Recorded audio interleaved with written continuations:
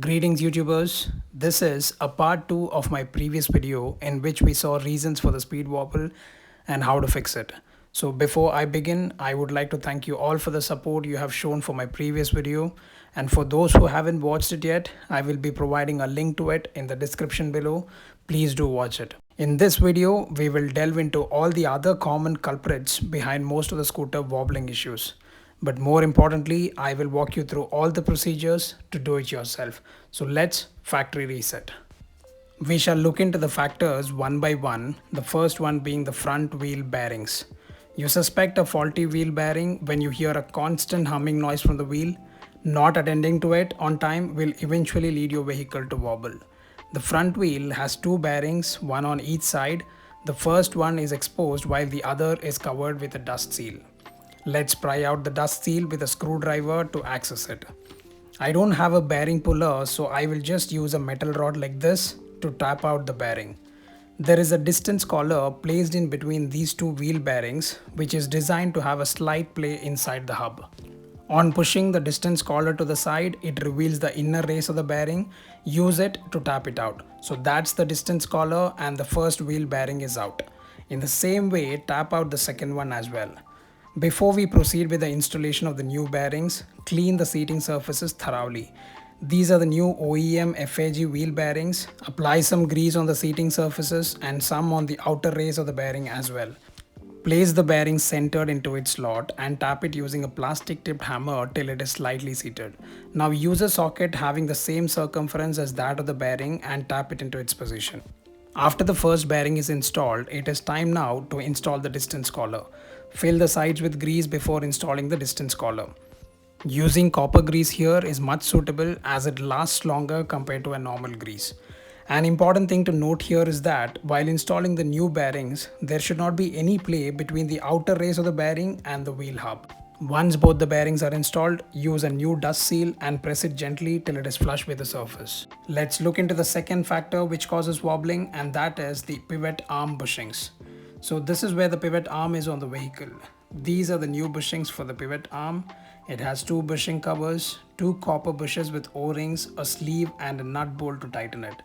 I had to take it to a machine shop to remove the old bushings. Now in order to install the new bushings, let's apply some grease onto the seating surfaces.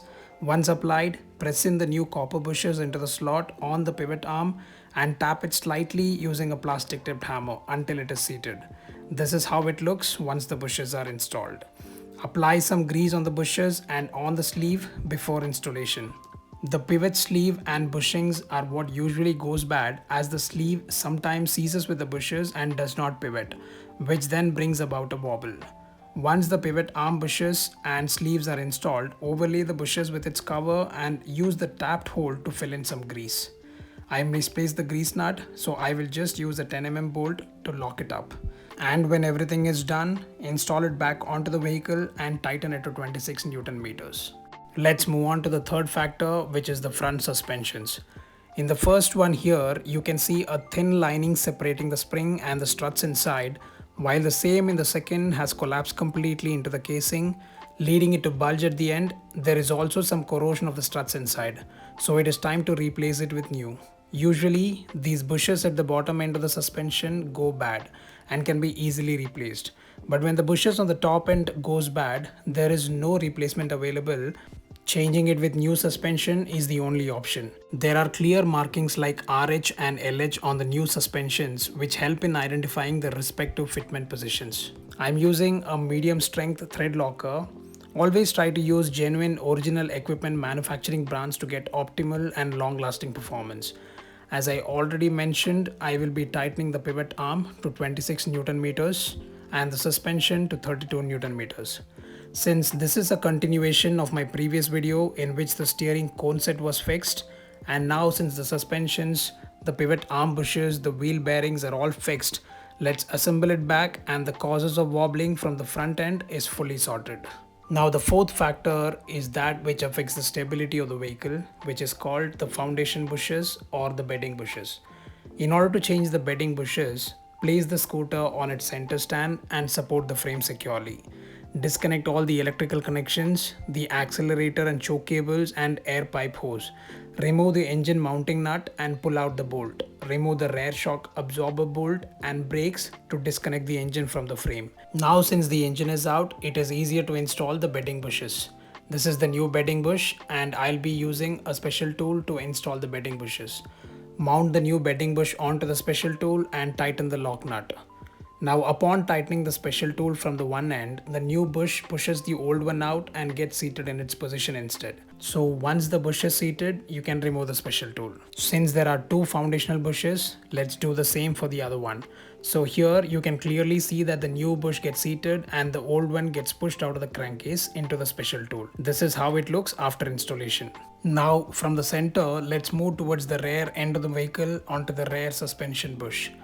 In order to check if the rear suspension bushes are good, all you gotta do is take the vehicle off of the center stand and push it downwards to check for any play at the bottom end of the suspension. Even if there's a slight play of suspension with respect to the bush, it is considered bad and it is time to change. Not changing it could lead to an uneven wear of the rear tires and you will eventually end up with an expensive repair. This is how bad the old one was and the installation is same as that of the bedding bush.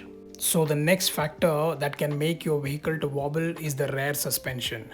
In order to remove the rear suspension, undo the 12mm bolt at the bottom and the engine sits to the ground. Remove the seat to access the top mounting bolt. The top of the suspension is held by a 14mm bolt. Remove it and the suspension is out. This Activa that I worked on had a bad rear suspension as well. The internal bushings were completely torn, which will definitely affect the riding dynamics. Hence, it was time to replace that as well. It is held on by a 12mm bolt at the bottom and a 14mm bolt at the top. It is a straightforward fix. The next contributing factor to wobbling is the rear wheel bearing, and replacing it was the most time-consuming affair compared to all the above. I don't have the footage of changing the rear wheel bearing on the old Activa, but instead here I will be showing you the one that I did on my Honda Dio. The procedure is 100% the same. In order to access the rear wheel bearing, a lot has to be removed. So let's begin with the rear wheel, which is held on by a 24mm wheel nut. Once that is out, remove the brake shoes. Next is to remove the clutch cover, which is held on by 8mm bolts. Now the starter pinion located above the variator just comes out. Also, be mindful of the small washer as we tend to lose it. Next on the removal list is the clutch. In order to remove the clutch, you will need a special tool called clutch holder. The clutch on my Dio is held by a 19mm nut, while on the Activa it is a 14mm nut. Once the lock nut is out, hold the clutch and press in the drive belt down into the pulley and remove it out. I want to put a disclaimer here. There is no need to remove the variator assembly to access the rear wheel bearing. This was done only to get a clear video. Remove the 14mm brake nut. Next is to drain the gear oil by removing the two 12mm bolts. Now remove the gearbox, which is held by 7 10mm bolts. Here take a note of the position of the long and short bolts. Unplug the gearbox breather hose. Now use a rubber mallet or a plastic tipped hammer to tap out the gearbox casing. So once the casing is out, you can remove the counter shaft, counter gear and the driven gear out. Finally, we have the gearbox casing, and behind this oil seal is where the wheel bearing is mounted. There are two dowel pins on the casing, keep them safe. Also, we will be using a new gasket, so let's clear out the old one. In order to remove this oil seal, you can just use a screwdriver and tap it out. Finally, we have access to the wheel bearing. Now, in order to remove the wheel bearing, use a socket of its same circumference and tap it out. There is a lip on the casing up to which the wheel bearing is seated. So we will be using the original FAG brand and the wheel bearing number is 6004, which is same for the old Activa as well. So now, in order to install the wheel bearing, apply some grease on the sides and gently place it into the slot. And using a socket of its same circumference, tap it into its position. I have seen some of the mechanics use bonding agent to fix gasket onto the casing, but in my opinion, just grease would suffice. Do not forget to install this rubber bushing for the breather hose. Now let's install a new gearbox oil seal which sits right above the wheel bearing. The next on the list from the gearbox is the counter shaft and the counter gear. This here is the one component that often goes bad in general for any scooter gearbox, which is called the counter gear and the counter gear shaft. It develops a play between them, which then translates into a wobble. If you see a play in them when you inspect, do change them along with the bearing. Let's install everything back together, beginning with the driven gear. This is the new counter gear and the counter gear shaft that I'll be installing. Before installing the gearbox casing, give it a spin to check if everything is seated correctly. So here again, I will just be using the grease. So once the grease is applied on the sides, install the casing and then tighten it using 10 mm bolts totaling 7 in number. Tighten the 10 mm bolts in a crisscross pattern, but keep in mind not to over tighten them. Now let's fill in the gearbox oil. Here I will be using a Shell Spirax 80W90 grade gearbox oil. The gearbox oil capacity is 120 ml, or otherwise you can just fill it from the top and stop when it starts dripping. Connect the breather hose back, install the brake shoes, and at last the rear wheel and tighten the wheel nut to 118 Newton meters. If your vehicle wobbles even after fixing all of the above mentioned factors, then it could probably be that which is overlooked by many mechanics, and that is the front wheel axle. Here we will be checking the total runout on the front wheel axle using a dial gauge. Runout here in simple terms is the undulations on the axle. I got this V block made myself. It's a bit rudimentary but gets the work done. We will be checking the total runout at 3 different points on the axle. Adjust the dial gauge and rest the plunger along the axis. Start rotating the axle and note down the deflection. The deflection on the axle was noted at the two sides and in the center and was found to be less than 10 graduations at these 3 points respectively. With each graduation being 0.01 mm, 10 graduations would mean 0.1 mm, which is in the acceptable tolerance limit of up to 0.2 mm for the Activa that I'm working on. And so this axle is good.